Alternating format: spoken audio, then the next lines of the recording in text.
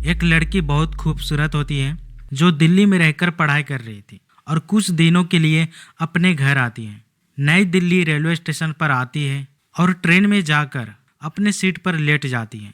कुछ ही देर के बाद एक और लड़का आता है जो उसी सीट पर बैठने की कोशिश करता है। जैसे ही बैठता है वो लड़की मना कर देती है, लेकिन वो मानता नहीं और दोनों के बीच लड़ाई हो जाती है, बहस हो जाती है और आसपास के लोग थे वो भी उस लड़के को भला बुरा कहने लग जाते हैं। लेकिन वो लड़का भी जिद में आ जाता है कि वो वहीं बैठेगा और आखिरकार लड़की हार मान जाती है। फिर वो लड़का उसी के साथ उसी सीट पर बैठ जाता है। लेकिन जैसे ही रात होती है दोनों की परेशानी और बढ़ जाती है। दोनों को एक ही सीट पर रात गुजारनी पड़ जाती है। लेकिन रात भर गुजारने के बाद जब सुबह होती है तो बहुत कुछ बदल चुका था, बहुत कुछ हो चुका था। तो नमस्ते दोस्तों, एक हैरान कर देने वाली कहानी जो 2021 की है और ये कहानी शुरू होती है नई दिल्ली से। एक लड़की जिसका नाम अंजू होता है, 24 साल की खूबसूरत लड़की दिल्ली के मुखर्जी नगर में रहकर पढ़ाई करती थी। लड़की का घर बिहार में होता है। कुछ दिनों के लिए अपने घर आ रही थी और वैशाली एक्सप्रेस में 15 नंबर सीट पर बैठ जाती है। जब ट्रेन चल पड़ती है तो उसके बाद एक बुक निकालकर पढ़ने लगती है और कुछ देर के बाद एक लड़का भी भटकते भटकते आता है जिसकी उम्र लगभग 28 या 30 साल की होती है। उसका नाम सूरज होता है। आता है और उसी सीट पर अपना बैग रखता है और उसके पैर के बगल में ही बैठने की कोशिश करता है। जैसे ही वो बैठता है अंजू उसको मना करती है और कहती है कि ये मेरी सीट है, इस पर मत बैठो। सूरज भी कहता है कि क्यों, मैंने भी टिकट लिया है, मेरा भी जाने का अधिकार है। लड़की फिर मना करती है कि इस पर नहीं बैठने दूंगी। सूरज भी कहता है कि वो जाएगा तो इसी सीट पर बैठकर जाएगा। अब दोनों के बीच बहस हो जाती है और तभी जो उसके अगल बगल वाले के जो लोग थे वो भी सूरज को बोलने लगते हैं कि अकेली लड़की को देखकर तुम परेशान कर रहे हो, तुम्हें शर्म नहीं आती, तुम्हारे घर में माँ बहन नहीं है और अगर ज्यादा बदतमीज करोगे तो अभी पुलिस को बुलाना पड़ेगा। तो सूरज भी कह देता है कि भाई जब कोई आएगा तो देखा जाएगा, तुम लोगों को परेशानी क्यों हो रही है और अगर ज्यादा परेशानी हो रही है तो थोड़ा जगह दे दो, मैं वहीं बैठकर चला जाऊंगा। तो वो लोग भी बोलने लगे कि बैठने नहीं देंगे। तो कहता है नहीं बैठने दोगे तो जहां हो वहीं पर चुपचाप बैठे रहो। उसके बाद सभी लोग चुप हो जाते हैं। वो जिद करके बैठ ही जाता है। तो अंजू अब क्या करती है कि उसको निहारने लगती है कि कहीं ये चोर तो नहीं है, कोई बदमाश तो नहीं है। उसे घूरती है और चुपके से उसका एक फोटो खींच लेती है, फोन में सेव कर लेती है कि अगर कुछ चोरी हुआ या कुछ भी हुआ तो उसका फोटो पुलिस को दिखा सके। उसके बाद लड़की जो है लेट जाती है। जब लेटती है तो सूरज को अपने पैर से धक्का मारने लगती है, ठोकर मारती है। तो सूरज कहता है कि मैडम इतना भी गिरा हुआ नहीं हूँ, मैं भी एक इंसान हूँ, तो इस तरीके से पैर से धक्के मत मारो। तो फिर अंजू कहती है कि उतर जाओ ना, कौन कह रहा है इस पर बैठने के लिए। तो सूरज कहता है कि तुम्हारी सीट है, इसका मतलब ये थोड़ी ना कि तुम मुझे लात मारोगी। वो भी बोली कि जैसे मर्जी वैसे बैठ कर जाऊंगी, वैसे ही लेट के जाऊंगी। तो अंजू जो है आईएएस की तैयारी कर रही होती है, इसलिए अपनी बातों पर डटी रहती है और वैसे ही लेटी रहती है। सूरज को चेतावनी देती है कि मैं आईएएस ऑफिसर बनने वाली हूँ, तो मुझसे ज्यादा बनने की कोशिश मत करो। वो भी कहता है कि मैं भी कोई ऐसा वैसा इंसान नहीं हूँ।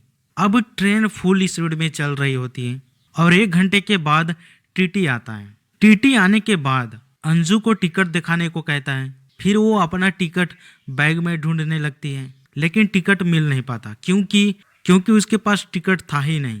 टीटी वाला जल्दी टिकट दिखाने को कहा। वो टिकट दिखाती कैसे, क्योंकि अपना टिकट भूल आई थी। फिर उसे याद आया कि जिस पर्स में उसका टिकट था, पासबुक था, आधार था, वो सब कमरे में भूल आई थी। अब टीटी को समझाने लगी कि वो अपना टिकट भूल आई है। अब टीटी से कहती है कि आपके उसमें लिस्ट में अंजू नाम करके लिखा होगा, उसमें देखने के लिए कहती है। टीटी वाला नहीं मानता और जबरन टिकट दिखाने को कहता है, वरना दूसरा टिकट बना लो, ऐसा कहने लगा। ये सीट अंजू का ही होता है, इसलिए दूसरा टिकट बनवाने के लिए माना कर देती है। टीटी का कहना था कि अगर वो टिकट नहीं दिखाती है तो सीट पर से उतर जाए और अगले स्टेशन पर उतर जाए। अंजू के पास ज़्यादा पैसे नहीं होते, क्योंकि जिस पर्स में उसके पैसे थे वो पर्स अपने रूम में भूल आई थी।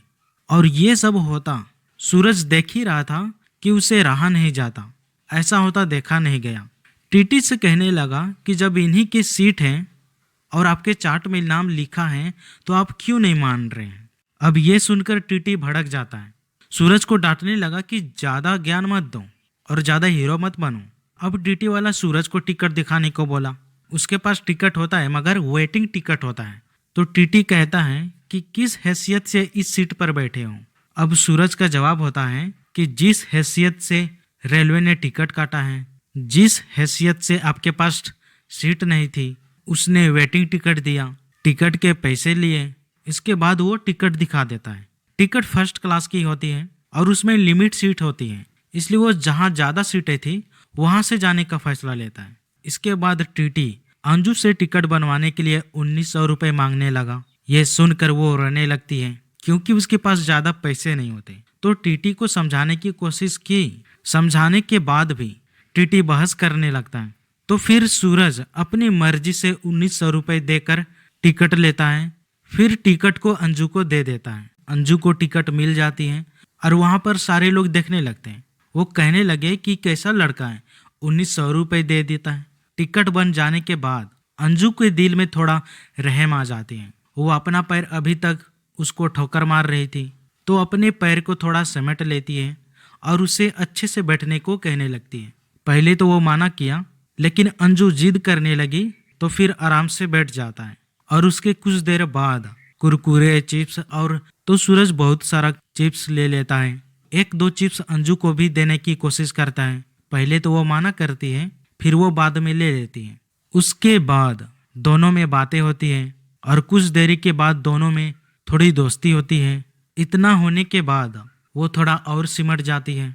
उसके लिए आधा सीट खाली कर देती है और अच्छे से बैठने के लिए कहती है। फिर वो अपना बुक निकालकर पढ़ने लगती है, क्योंकि वो यूपीएससी की तैयारी कर रही थी, तो किताब निकालकर पढ़ने लगती है।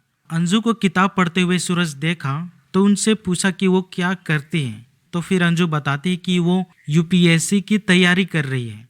तो सूरज उनसे कुछ सवाल पूछा कि तैयारी कहाँ तक पहुँची है। वो बताती है कि 3 साल से कर रही है और 2 बार प्री का एग्ज़ाम भी दी, उसमें पास भी हुई, मगर मेंस निकाल नहीं पाती। तो उसके रिलेटेड सूरज कुछ सवाल करने लगा।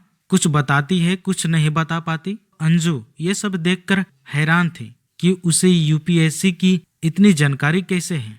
तो फिर अंजू उससे पूछी कि वो क्या करते हैं। वो जवाब देता है कि जो आप अभी कर रही हैं पहले मैं भी वही करता था। तो अंजू कहती है तो फिर आपने छोड़ क्यों दिया।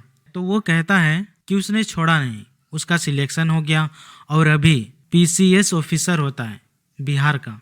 अंजू ये बात जैसे ही सुनती है हैरान रह जाती है। बातचीत करते करते रात के 11 बज चुके थे। उससे बहस की, लड़ाई की, उसके लिए माफी मांगने लगती है, शर्मिंदा हो जाती है। दोनों में अच्छी दोस्ती हो जाती है। घंटों बातें करते हैं। बात करते करते 12-1 बज जाता है और दोनों को नींद आने लगती है। अंजू उसे सोने के लिए कहती है। जगह इतनी होती नहीं है कि अच्छे से सो सके, लेकिन किसी तरह जगह बन जाती है। एक का सिर इधर, एक का सिर उधर, इस तरह से दोनों सो जाते हैं। उसके बाद बीच बीच में उन दोनों की आंखें भी खुली, एक दूसरे को देखने लगते हैं और सो जाते हैं।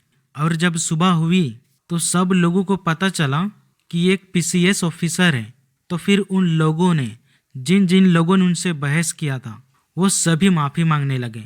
इसके बाद अंजू उनसे पूछी कि वो दिल्ली किस लिए गए थे। फिर वो कहते हैं कि वो सरकारी काम से गया था, उसका कल का टिकट आने का था, लेकिन वो वहाँ चला गया था अपने दोस्तों से मिलने के लिए जहाँ पर वो रहा करता था। और जब वहाँ पर चला गया तो उसके दोस्तों ने रोक लिया था, इसलिए वो कल आ नहीं पाया था, तो आज आना पड़ा। और आज का टिकट बुक किया तो टिकट कंफर्म नहीं हुआ था। दोनों स्टेशन पर उतरते हैं, एक दूसरे का नंबर लेते हैं, एक दूसरे से बात करते हैं। अंजू से कहती है कि अगर आपकी ज़रूरत पड़ेगी तैयारी करने के लिए तो उसे फ़ोन किया करेगी। उसके बाद दोनों अपने अपने घर चले जाते हैं। घर जाने के बाद अंजू उसे फ़ोन करती है, बात होने लगती है। और धीरे धीरे दोस्ती से प्यार में बदल जाता है। 2021 में दोनों की मुलाकात हुई थी और 2023 आने तक दोनों की एक दूसरे से शादी हो जाती है। एक दूसरे के बिना रह नहीं पाते, दोनों में प्यार हो जाता है, शादी कर लेते हैं। शादी के बाद खुशी खुशी जिंदगी बिताने लगते हैं।